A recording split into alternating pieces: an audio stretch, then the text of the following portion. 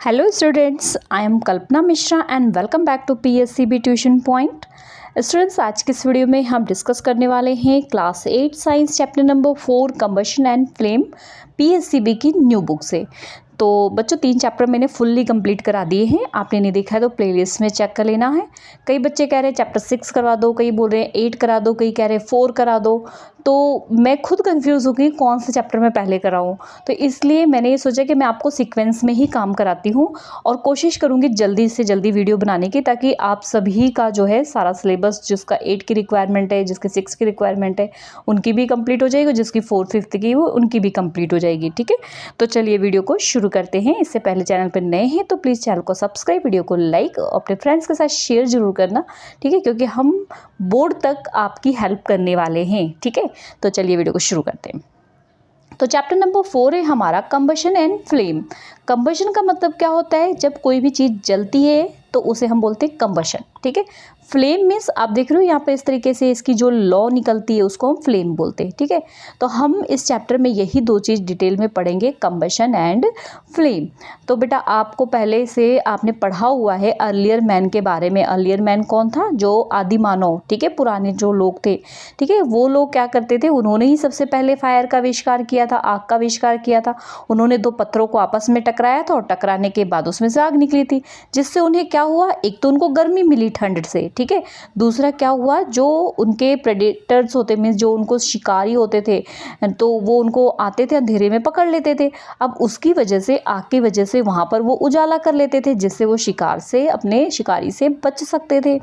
फिर उन्होंने उसी से खाना बनाया, खाना उनको टेस्टी लगा। इस तरीके से मतलब काफ़ी सारे चेंजेस जो है हमारे जो है फायर से आए। जो डार्क में, अंधेरे में रहते थे वो उजाले में रहने लगे, ठंड से बचने लगे। ठीक है, तो ये सारी चीज़ें किससे पता चली? ये सारी चीज़ें हमारी किससे आगे बढ़ी? सारा कुछ फायर से। ठीक है, तो आपको पता अगर एक माचिस है, आप जो डेली लाइफ में मैच स्टिक मतलब माचिस आप यूज़ करते हो, और उस माचिस में आप जब उसके मसाले के साथ, मतलब मैच बॉक्स जो रहता है, मैच बॉक्स के यहाँ पर आपके वो मसाले लगे होते हैं ना, उसके साथ आप मैच स्टिक को क्या करते हो? रगड़ते हो, जिसकी वजह से फिर उसमें क्या होती है? फ्लेम प्रोड्यूस होती है, और साथ में हीट और लाइट प्रोड्यूस होती है। तो किससे प्रोड्यूस होती है? फ्रिक्शन से। फ्रिक्शन से हीट प्रोड्यूस होती है और हीट से ही जो है वो फ्लेम बनती है। ठीक है, तो यही कारण था कि जो अर्लियर मैन थे उन्होंने क्या किया था? 2 पत्थरों को आपस में रगड़ के हीट प्रोड्यूस करके आग प्रोड्यूस की थी। ठीक है, तो यहाँ पर आप देख सकते हो इस तरीके से ये जो है one race you have to win. तो ये तो हम आगे पढ़ते हैं, इसके बारे में कुछ खास नहीं है। तो यहाँ पर सबसे पहले अगला पॉइंट है हमारे पास कंबशन। पहले तो यहाँ पर देख लो, कोई भी चीज़ जलती है बेटा, कोई भी चीज़ जलती है तो उसके लिए किस चीज़ की ज़रूरत होती है? ऑक्सीजन की ज़रूरत होती है। ठीक है, मैंने मान लो यहाँ पर एक पेपर पड़ा है, उसको जलाया, लेकिन उसको जब तक एटमॉस्फेयर से ऑक्सीजन नहीं मिलेगी वो नहीं जलेगा। ठीक है, तो आपको हमेशा याद रखना है कि किसी चीज़ को भी जलने में कौन हेल्प करती है? कौन सी गैस हेल्प करती है? ऑक्सीजन गैस हेल्प करती है। ठीक है, तो नाउ हमारा फर्स्ट इंपॉर्टेंट पॉइंट स्टार्ट होता है कंबशन। कंबशन क्या होता है? कंबशन एक केमिकल प्रोसेस है जिसमें कोई भी सब्सटेंस जो है ऑक्सीजन के साथ रिएक्ट करता है और हीट और लाइट गिव आउट करता है। तो देखो फॉर एग्जांपल, जैसे कि हम ले लेते हैं ये पेपर है। ठीक है, पेपर को हमने एक मैच स्टिक से जलाया। अब जलाने के बाद ये जलेगा कब? जब इसको एटमॉस्फेयर से क्या मिलेगी? ऑक्सीजन मिलेगी। ठीक है, ऑक्सीजन मिलेगी, और जब हम इससे जलाएंगे तो इससे क्या मिलेगी? इसको हीट मिलेगी। ठीक है, तो हीट मिलेगी, ऑक्सीजन मिलेगी, तब ये चीज़ क्या होगी? जलना शुरू होगी। ठीक है, तो यही चीज़ यहाँ पे लिखी हुई है। कंबशन एक केमिकल प्रोसेस है जिसमें जो सब्सटेंस है वो ऑक्सीजन से रिएक्शन करके हीट और लाइट गिव आउट करता है। ठीक है, अब अगला पॉइंट देखो, ये सारे इंपॉर्टेंट है। The substance that burn in air, जो सब्सटेंस एयर में जल रहा है ऑक्सीजन के साथ और हीट और लाइट प्रोड्यूस कर रहा है, उसे हम कंबस्टिबल सब्सटेंस कहते हैं। जैसे हमने इस पेपर के पीस को जलाया तो जो जल रहा है, जो चीज़ जल रही है, उसे हम क्या बोलेंगे? Combustible substance. ठीक है, तो आगे देखो, जो चीज़ नहीं जलती है उसे हम क्या बोलते हैं? Non combustible. फॉर एग्जाम्पल, यहाँ पर एक पत्थर का टुकड़ा पड़ा हुआ है, आप इसको जलाओगे तो ये जलेगा? नहीं जलेगा ना, तो तो वो क्या है, नॉन कंबस्टिबल। जो जलता है वो उसको हम बोलते हैं कंबस्टिबल सब्सटेंस, और जो नहीं जलता है उसे हम क्या बोलते हैं, नॉन कंबस्टिबल। ठीक है, तो सारे इंपॉर्टेंट जो पॉइंट्स है मैं आपको अंडरलाइन में बताते जा रही हूँ। कंबस्टिबल, नॉन कंबस्टिबल अंडरलाइन कर लेना, और साथ में कंबशन की डेफिनेशन। वैसे कंबशन की डेफिनेशन इसमें आगे भी दे रखी है। ठीक है, अब देखो आपने पहले 6th-7th क्लास में मैग्नीशियम रिबन की एक एक्टिविटी की हुई है। मैग्नीशियम रिबन क्या होता है, मैं आपको यहाँ पे बताती हूँ, ये डायग्राम दिया हुआ है। ये मैग्नीशियम रिबन है, ये एक मेटल होती है, उसको क्या किया जाता है, ये टोंग होता है, जिससे पकड़ो ना, इसको टोंग बोलते हैं। उससे पकड़ कर जब इसको यहाँ पर फ्लेम में लगाया जाता है और जलाया जाता है, तो ये कुछ इस तरीके से डार्जलिंग फ्लेम के साथ जलती है। तो क्या होती है ना, ये मैग्नीशियम जो रिबन होती है ना, अगर हम इसको एटमॉस्फेयर में ऐसे ही रखेंगे ना, तो इसके ऊपर एक लेयर बन जाती है, जिससे ये जो ऑक्सीजन है ना, इसके साथ रिएक्ट नहीं करती और जल्दी से जलती नहीं है। ठीक है, ये वैसे आपके सिलेबस में है नहीं, पर मैं आपको बता दे रही हूँ। तो जब ये नहीं जलती है तो क्या किया जाता है, इसको रैग मार्क से साफ करके, रैग मार्क क्या होता है, सैंड पेपर, सैंड पेपर से इससे रगड़ रगड़ के साफ किया जाता है। तो इसके ऊपर की जो लेयर है वो हट जाती है और फिर इसको जलाया जाता है। तो ऐसे ये डार्जलिंग फ्लेम के साथ, मतलब ऑक्सीजन के साथ रिएक्शन कर लेती है और डार्जलिंग फ्लेम के साथ जलती है। ठीक है, तो यहाँ पर यही चीज़ दे रखी है कि मैग्नीशियम रिबन के बारे में आपने पहले पढ़ा ही हुआ है। ठीक है, अब यहाँ पर देखो फिर से एक कंबशन की, मैंने कहा था आपको डेफिनेशन आएगी, तो आपको जो मर्जी डेफिनेशन कर लेना यहाँ से। एक chemical process in which a substance react with oxygen and give of heat is called combustion. ये केमिकल प्रोसेस है जिसमें सब्सटेंस क्या करता है, ऑक्सीजन के साथ रिएक्शन करता है और हीट गिव आउट करता है, उसे हम क्या बोलते हैं, कंबशन। ठीक है, अब देखो कंबस्टिबल क्या होता है, अभी हमने थोड़ी देर पहले डिस्कस किया था। जो सब्सटेंस कंबशन होता है, मतलब जलता है, उसे हम कंबस्टिबल बोलते हैं। उसको हम फ्यूल भी बोलते हैं। और फ्यूल हमने पहले पढ़ा हुआ है 3 तरीके का, सॉलिड, लिक्विड एंड गैस, 3 तरीके का फ्यूल होता है। ठीक है, तो कई बार फ्यूल क्या होता है, आपने देखा होगा फ्लेम के साथ जलता है, कई फ्यूल जो है फ्लेम के साथ नहीं जलता है। फ्लेम क्या होता है, मान लो ये आपकी कैंडल है, कैंडल के ऊपर ये क्या होती है, इसको फ्लेम बोलते हैं। ठीक है, आगे देखते हैं हम। आगे यहाँ पर दिया हुआ है आपको कुछ फिजिकल और केमिकल कंबशंस दे रखे हैं। यहाँ पे आपको बोला है कुछ मटेरियल आपको कलेक्ट करने, जैसे यहाँ पे लिखा हुआ है वुड हो गया, और उसके बाद मैचिस स्टिक हो गई, कैरोसिन ऑयल हो गया, न्यूज़पेपर, आयरन और समथिंग समथिंग, ये ढेर सारी चीज़ें दे रखी है। तो इसको एक टेबल में भी आपको बताया गया है, ये रही टेबल। इसमें आपको बताना है, इस टेबल को फिल करना है। ये आपकी बुक में दिया हुआ है, जिसने बुक बाई की होगी, नहीं की होगी अभी, तो मैंने PDF इसकी टेलीग्राम पे जो है प्रोवाइड करा रखी है, तो आप टेलीग्राम ज्वाइन कर लेना, वहाँ पे आपको इसकी PDF मिल जाएगी। ठीक है, तो प्लास्टिक है सबसे पहले, ये क्या है, जो चीज़ जलती है वो कंबस्टिबल है, जो नहीं जलती वो नॉन कंबस्टिबल है। तो प्लास्टिक जलती है तो कंबस्टिबल है, वुड जलता है तो कंबस्टिबल है, न्यूज़पेपर जलता है तो कंबस्टिबल है। अब लोहे की कील तो नहीं जलती है ना, तो ये क्या है, नॉन कंबस्टिबल। कैरोसिन ऑयल जलता है, ठीक है, कोकोनट ऑयल ये भी जलता है। मार्बल पीस नहीं जलता है तो ये नॉन कंबस्टिबल। स्ट्रॉ ये कंबस्टिबल है। मैच स्टिक ये भी कंबस्टिबल है। चारकोल ये भी कंबस्टिबल है। ग्लास जो है नॉन कंबस्टिबल है। तो इस तरीके से आपने इस पूरे चार्ट को फिल करना है। अब यहाँ पर एक एक्टिविटी दे रखी है। इस एक्टिविटी में क्या किया गया है, देखो एक कार्डबोर्ड लगा दिया गया है और यहाँ पे एक कुछ वुडन ब्लॉक रख दिए गए, उसके ऊपर एक जार रख दिया है, उसके अंदर कैंडल को जला दिया। तो अब ये आराम से जलता रहेगा। क्यों जल रहा है, क्योंकि इसके अंदर जो है यहाँ पे स्पेस है ना, यहाँ से ऑक्सीजन अंदर जा रही है और ऑक्सीजन इसको जलने में हेल्प कर रही है। अब हमने दूसरे में क्या किया, वुडन ब्लॉक को जो हमने यहाँ साइड में लगाए हुए हैं इनको हटा दिया, जिसकी वजह से यहाँ पे गैस जाना बंद हो गई।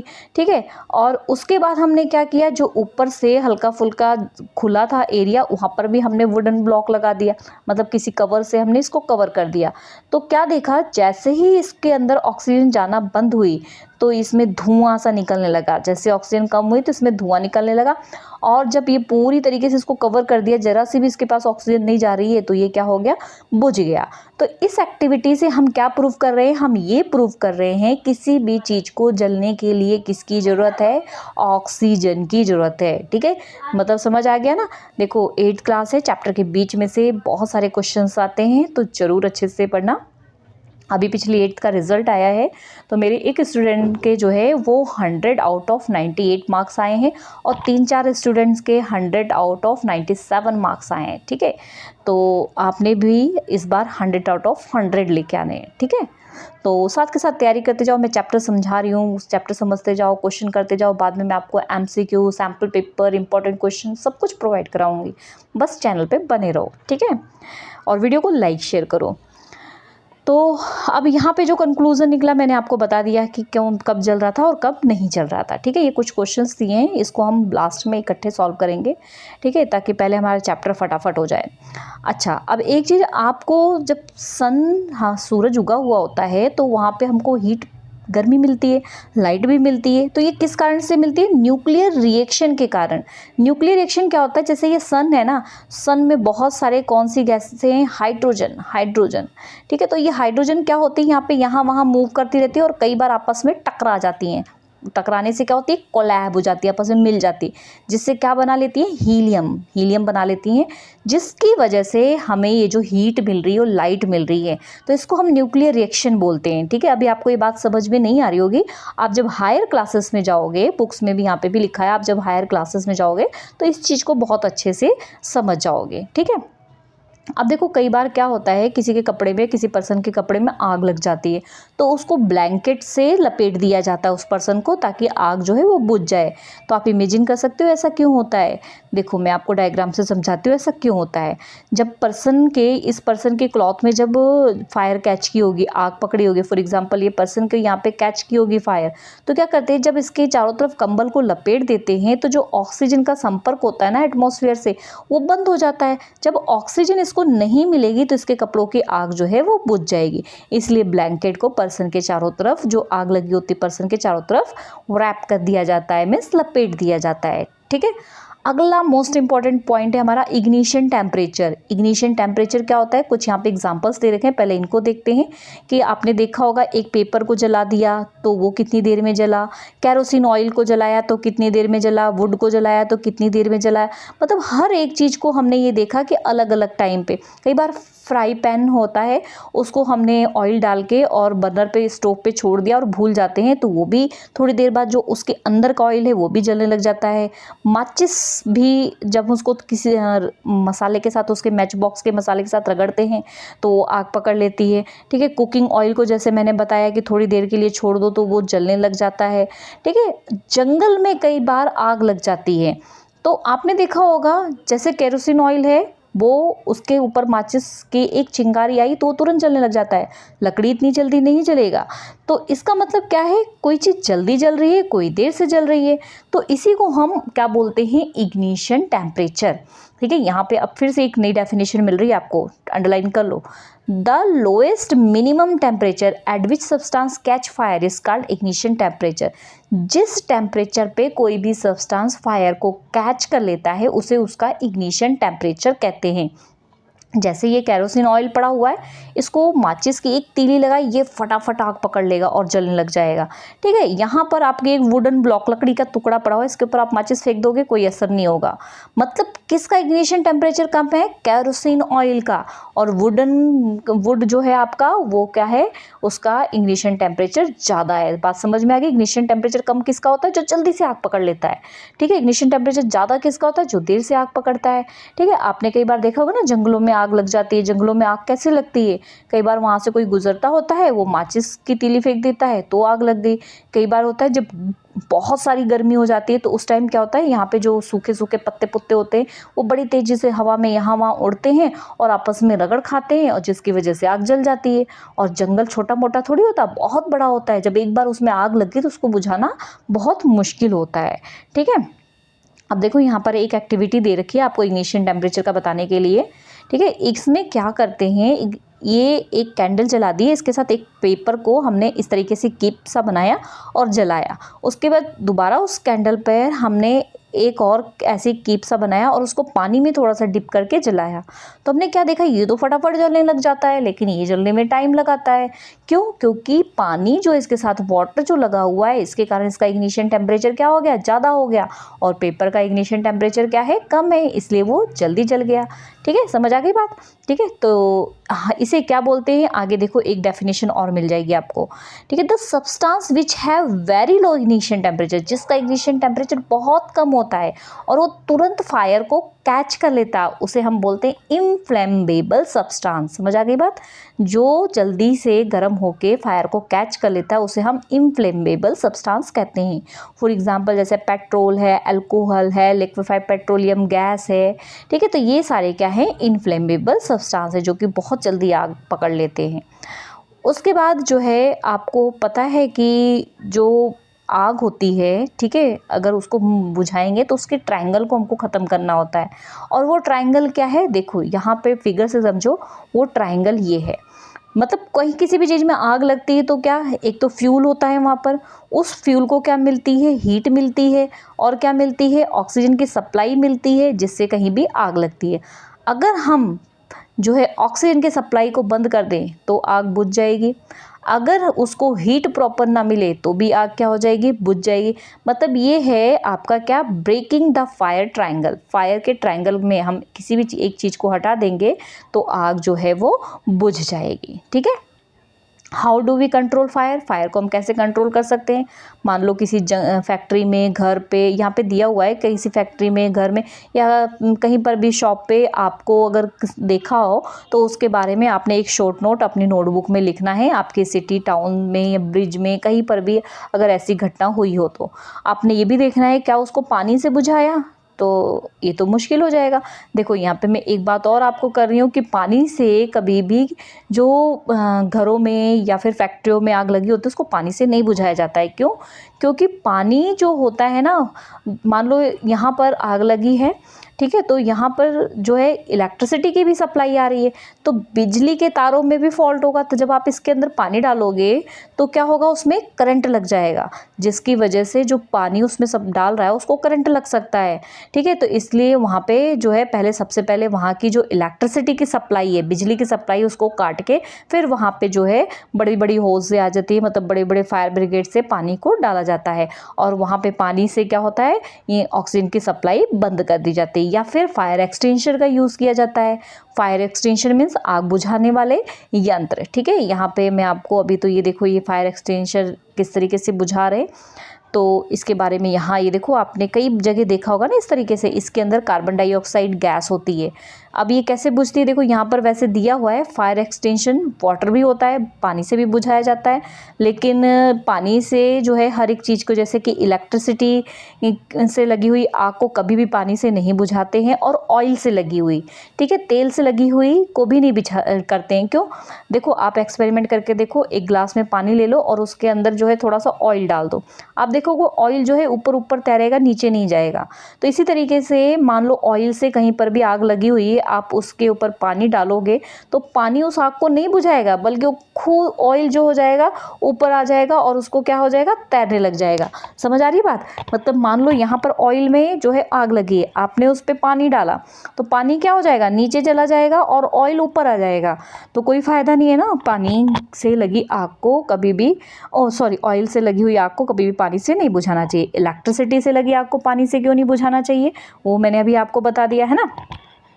जैसे पेट्रोल वगैरह से लग जाती है आग, उसको पानी से नहीं बुझाना चाहिए। अब देखो फायर एक्सटिंग्विशर कैसे वर्क करता है, ये इंपॉर्टेंट है आपका। फायर एक्सटिंग्विशर में कार्बन डाइऑक्साइड होता है, ठीक है। इसको क्या होता है, जो कहीं भी आग लग रही है, इसका मतलब उसको कौन सी गैस मिल रही है, ऑक्सीजन गैस मिल रही है। जो कार्बन डाइऑक्साइड गैस होती है ना, ये बहुत भारी होती है ऑक्सीजन से। तो मान लो यहाँ पर जो है फायर लगी हुई है, ठीक है, यहाँ पे आग लगी हुई, तो इसके ऊपर कार्बन डाइऑक्साइड गैस डालते हैं, ये भारी होती है, इसलिए क्या होती है, यहाँ पर इसकी ऑक्सीजन से कांटेक्ट को ख़त्म कर देती है। ऑक्सीजन से कांटेक्ट ख़त्म हुआ तो आग क्या हो जाएगी, बुझ जाएगी।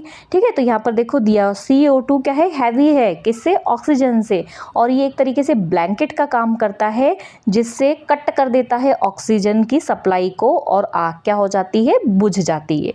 ठीक है, तो इस तरीके से देखो LPG जो सिलेंडर हमारी होती है, ये भी पता होना चाहिए आपको कि जो LPG हमारे सिलेंडर में होती है उसमें लिक्विड गैस भरी होती है, जो कि जिसको हम बोलते हैं लिक्विफाइड पेट्रोलियम गैस, उसकी आग को भी कार्बन डाइऑक्साइड से जो है बुझाया जाता है, क्योंकि वो भी उसके चारों तरफ किसका काम करती है, एक ब्लैंकेट का काम करती है और ऑक्सीजन की सप्लाई को बंद कर देती है।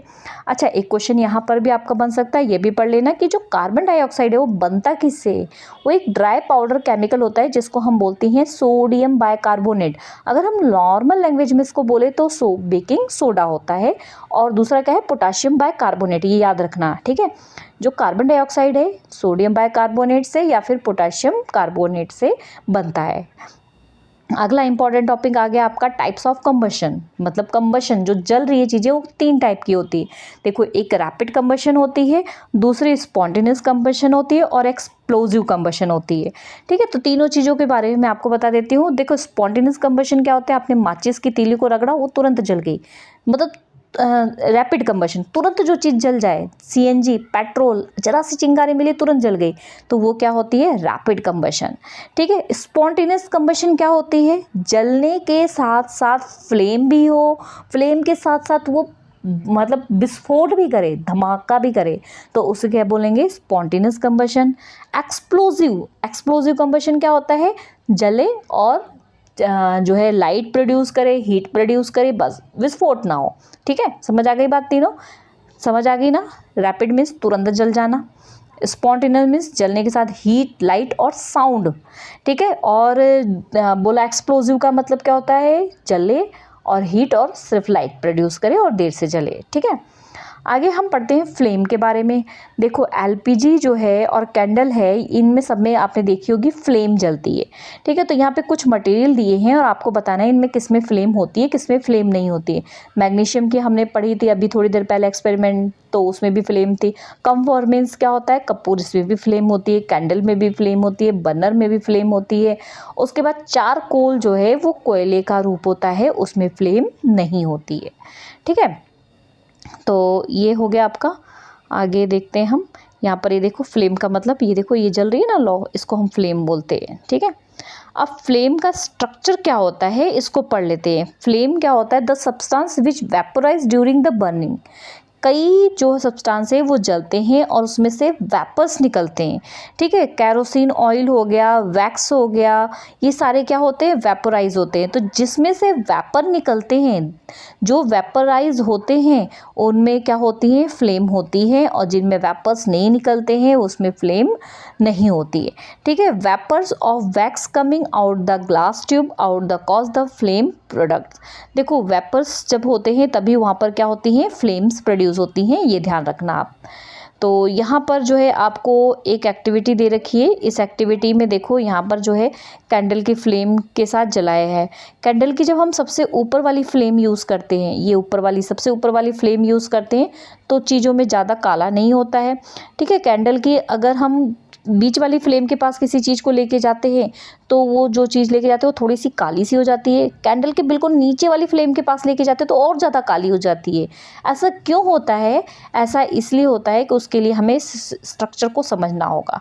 इस स्ट्रक्चर, जो फ्लेम का स्ट्रक्चर होता है ना, कुछ इस तरीके से, इसमें क्या होता है, सबसे ऊपर जो होती है इसको प्रॉपर ऑक्सीजन मिल रही है, ये प्रॉपर ऑक्सीजन मिल रही है, तो ये पूरी तरीके से जल रहा है, इसलिए ये सबसे ज़्यादा गर्म भी है और ये क्या है, नॉन ल्यूमिनस, ठीक है। उसके बाद क्या है, जो बीच वाला है, ये मिडल वाला है, इसको कम ऑक्सीजन मिल रही है तो ये थोड़ा कम गर्म होता है। और उसके बाद जो नीचे, सबसे नीचे है, उसको तो बिल्कुल ही बहुत कम ऑक्सीजन मिल रही है, तो इसलिए ये क्या होता है, लीस्ट हॉट, बहुत कम हॉट होता है और डार्क जोन हो जिसको हम बोलते हैं। तो जो सबसे ऊपर होता है ना, वो ब्लू फ्लेम के साथ जलता है क्योंकि उसको ऑक्सीजन मिल रही है। जो बीच वाला होता है वो येलो फ्लेम के साथ जलता है क्योंकि उसको थोड़ी सी ऑक्सीजन मिल रही है। लास्ट वाला ब्लैक फ्लेम के साथ जलता है क्योंकि उसको बिल्कुल भी ऑक्सीजन नहीं मिल रही है, ठीक है। तो ये आपको इनर पार्ट, मिडल पार्ट, जो भी मैंने आपको बताया ना, ये सारा कुछ यहाँ लिखा हुआ है, ठीक है। तो ये सारा मैंने आपको बता दिया है।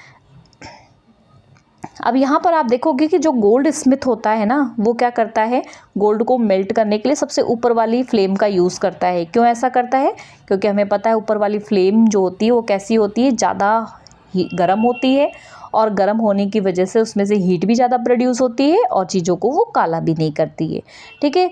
Fuel, what is fuel? Fuel क्या होता है ये हमने अभी थोड़ी देर पहले पढ़ लिया है, जैसे कि कोल है, वुड है, ऑयल है, ठीक है, ये सारी चीज़ें, नेचुरल गैस है, हाइड्रोजन है, न्यूक्लियर एनर्जी, ये सब क्या है? हमारे फ्यूल है, जिनको हम जलाते हैं तो हमें हीट लाइट प्रोड्यूस होती है। फ्यूल जो है सॉलिड भी होते हैं, लिक्विड भी होते हैं और गैसेस भी होते हैं।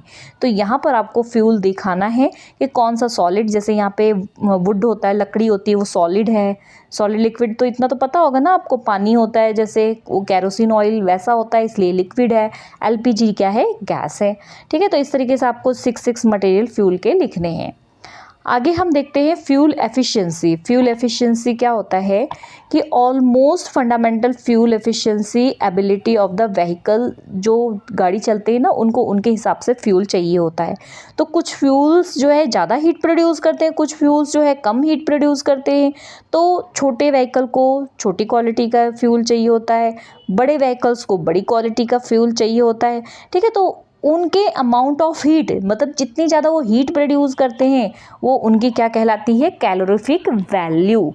तो यहाँ पर देखो ये दिया हुआ है कैलोरीफिक वैल्यू, इसकी भी डेफिनेशन आती है, तो इसको भी आपने याद करके रखना है, ये पूरा इंपॉर्टेंट है। यहाँ से the amount of heat energy produce, जो हीट एनर्जी प्रोड्यूस होती है किसी भी चीज़ को जलाने में, 1 किलो फ्यूल को जलाने में जो हीट प्रोड्यूस होती है उसका क्या होता है? Calorific value. मान लो आपके पास ये लकड़ी का टुकड़ा है और 1 किलो लकड़ी है, इसको जल रही है, ठीक है, जलने से इसकी जितनी हीट प्रोड्यूस हुई है वो उसकी क्या हो गई? Calorific value. इसको एक्सप्रेस से किससे किया जाता है? इसको लिखते हैं हम किलो जूल पर किलोग्राम, जिसको हम इस फॉर्म में लिखते हैं के जे पर के जी, किलो जूल पर किलोग्राम। देखो जैसे कि हम लेंथ को मीटर में, सेंटीमीटर में, मिल्क को हम लीटर में, इसी तरीके से कैलोरीफिक वैल्यू को किलो जूल पर केजी में जो है नोट करते हैं। ठीक है, इतनी बात समझ में आ गई। आगे देखो यहाँ पर दिया हुआ है, ये हो गया आपका, यहाँ पे कुछ चीज़ों की कैलोरीफिक वैल्यू दे रखी है। जिसकी कैलोरीफिक वैल्यू ज़्यादा है उसमें ज़्यादा हीट प्रोड्यूस होती है, जिसकी कैलोरीफिक वैल्यू कम है उसमें हीट कम प्रोड्यूस होती है। ठीक है, तो ये थोड़ी सी टेबल दे रखी, इसको आप पढ़ लेना। Next, why is burning of fuel harmful to us? जब फ्यूल जलता है तो हमारे लिए हार्मफुल क्यों है? देखो जो कार्बन है, जैसे कि लकड़ी है, कोयला है, पेट्रोल है, जब ये जलते हैं और पूरी तरीके से नहीं जलते तो इसमें से कार्बन निकलता है। ठीक है, और ये कार्बन क्या करता है? हमारे अंदर जाता है और हमें सांस की बीमारी जैसे कि अस्थमा जैसा फैला देता है। जब ये पूरी तरीके से नहीं जलता है तो इसके अंदर से एक गैस निकलती है जिसको हम कार्बन मोनोऑक्साइड बोलते हैं। ये स्लो पॉइजनस होता है और ये धीरे धीरे जल के, जैसे मान लो किसी ने बंद कमरे में कोयला जला रखा है, कोयला जलाने से उसके अंदर से कौन सी कार्बन मोनोऑक्साइड गैस निकलेगी, तो पर्सन अगर सो रहा है ना तो सोते सोते ही मर जाएगा। ठीक है, तो धीरे धीरे वो सोते सोते ही उसको किल कर देगा। ठीक है, इस तरीके से कंबशन मोस्ट जो भी फ्यूल है वो जलते हैं तो कार्बन डाइऑक्साइड गैस निकालते हैं, और जिससे कार्बन डाइऑक्साइड की वजह से क्या आ रही है? ग्लोबल वार्मिंग आ रही है। जो बड़े बड़े बर्फ़ के जो पहाड़ हैं ना वो क्या हो रहे हैं? गर्मी की वजह से पिघल रहे हैं, और जिसकी वजह से आसपास का एरिया जो है वो पानी में डूब जाएगा। इसी तरीके से कोल और डीजल को जलने से कुछ गैसें निकलती हैं जैसे कि सल्फ़र डाइऑक्साइड। ये सारी क्या होती हैं? एटमॉस्फेयर में sulphur dioxide, nitrogen dioxide, carbon dioxide, जब बारिश होती है ना तो ये जो गैसें होती हैं इनके साथ रिएक्शन कर लेती है और रिएक्शन करके एसिड्स बना लेती हैं। आपके यहाँ पे पूरी चीज़ें नहीं दे रखी बट मैं आपको बता रही हूँ।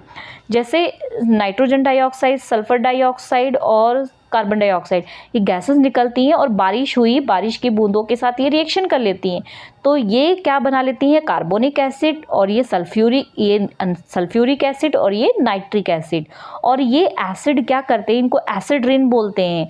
ठीक है, और ये एसिड जो है हमारे पेड़ पौधों को ख़राब करते हैं, हमारी स्किन पे जाएंगे तो हमें नुकसान पहुंचाते हैं। इसलिए जो है जब बहुत दिनों के बाद बारिश हो तो बारिश के पानी में नहीं नहाना चाहिए, बारिश के पानी अपने ऊपर बिल्कुल नहीं आने देना चाहिए क्योंकि उसके अंदर बहुत सारे एसिड्स होते हैं। ठीक है, आगे देखो CNG के दे रखा है, फ्यूल होते हैं जो CNG कंप्रेस्ड नेचुरल गैस, इसके बारे में हमने पिछले चैप्टर में पढ़ा था। CNG क्या होता है? ये क्या होता है? कम अमाउंट में जो है पोल्यूशन फैलाती है, इसलिए ज़्यादातर इसका यूज़ किया जाना चाहिए और इसीलिए इसको क्लीनर फ्यूल भी कहते हैं। ठीक है, एसिड रेन देखो यहाँ पे दे रखा है कि एसिड रेन के बारे में जो मैंने आपको बताया है कि जो गैसें होती हैं वो पानी से मिल करके एसिड बना लेती है। ठीक है, तो ये हमारा जो है थोड़ा सा यहाँ रह गया, नहीं ये बता दिया मैंने। ठीक है, तो ये हमारा चैप्टर ख़त्म हो गया है और आगे इसका जो बुक वर्क है और इसके क्वेश्चन आंसर है इसको हम नेक्स्ट वीडियो में करेंगे। ठीक है, तो वीडियो को ज़्यादा से ज़्यादा लाइक करो, तभी तो मैं आगे जल्दी जल्दी आपको वीडियो प्रोवाइड करवा दूँगी, है ना। कमेंट कर देते हो आप, लाइक भी करो, कमेंट भी करो, अपने फ्रेंड्स के साथ शेयर भी करो।